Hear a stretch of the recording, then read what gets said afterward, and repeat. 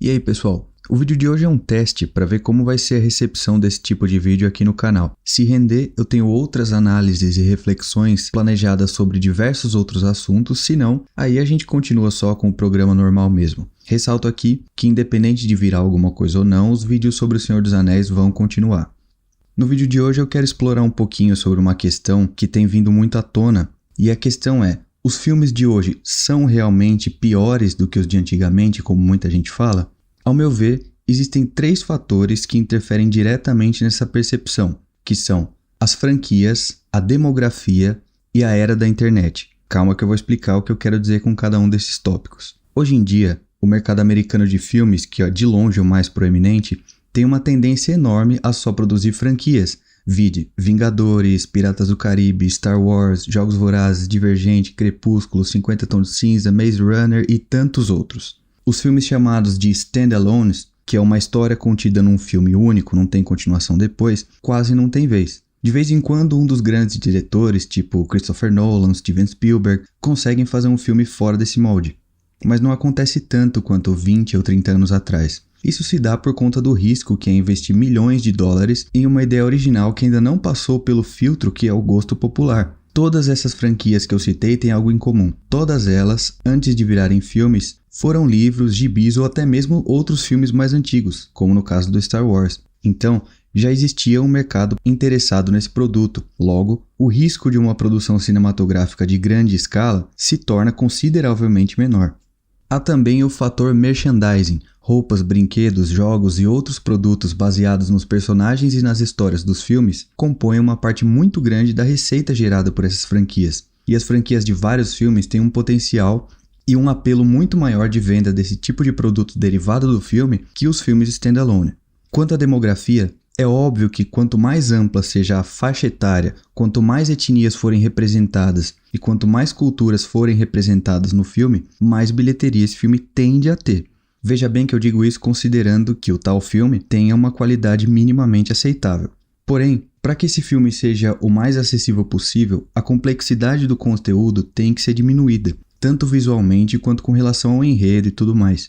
E essa queda de complexidade serve para atender uma maior parcela da população, que são as crianças mais jovens e adultos de QI mais baixo. E as empresas têm todo o interesse de chamar a atenção dessas pessoas para o cinema. Essa queda de complexidade é bem mais fácil de se perceber nos desenhos da TV. O pessoal que foi criança nos anos 90, nos anos 80 e início dos anos 2000 vão lembrar do Dragon Ball, Cavaleiros do Zodíaco, Yu Yu Hakusho e tantos outros que tinham como característica personagens muito bem elaborados, muitos detalhes e enredos que se desenrolavam ao longo de uma temporada inteira com dezenas de episódios. Hoje em dia os desenhos têm ficado cada vez mais simplísticos nos traços, paletas de cores somente com as cores primárias e algumas pouquinhas variações e animações bem toscas. Os enredos também geralmente nunca se estendem por mais de um episódio, salvo raras exceções. Você assiste um episódio que conta uma história, no próximo já se trata de outra coisa.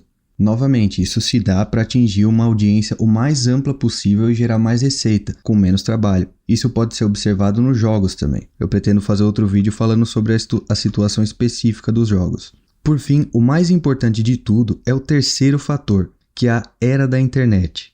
Com o acesso à internet que a maioria dos habitantes dos grandes centros urbanos tem, e esses são o maior público dos cinemas, as particularidades do mundo do cinema começaram a ficar cada vez mais expostas. Hoje em dia, praticamente qualquer pessoa que assiste um filme consegue dizer se a atuação tá boa, se a trilha sonora tá boa e condizente com o tema do filme, consegue captar facilmente os simbolismos apresentados na história. Alguns mais atenciosos conseguem facilmente também captar a filosofia explorada pelo escritor ou pelo diretor e teorizar sobre seus significados, implicações e continuações.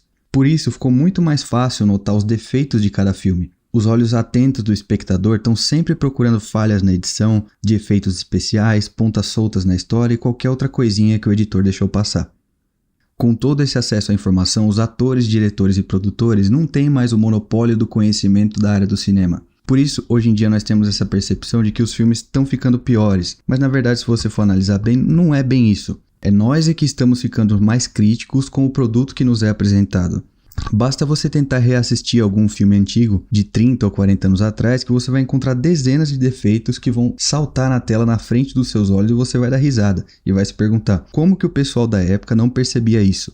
Devemos ser justos e considerar que, tecnicamente, os filmes de hoje em dia são superioríssimos aos de outros tempos. Os efeitos especiais, o som, a imagem, as técnicas de filmagem são muito superiores aos filmes antigos e isso não tem como negar. Porém, antigamente, ao meu ver, se tinha um cuidado maior com o público-alvo do filme, que isso tem muito a ver com o segundo ponto que eu fiz agora há pouco, que é o da demografia. As produtoras identificavam um grupo e faziam um filme destinado para aquele grupo. Eles não tentavam diminuir a complexidade do filme para ampliar ao máximo possível o público-alvo do filme. Então, para responder a pergunta do início do vídeo, os filmes hoje em dia são realmente piores que os de antigamente? Eu diria que não.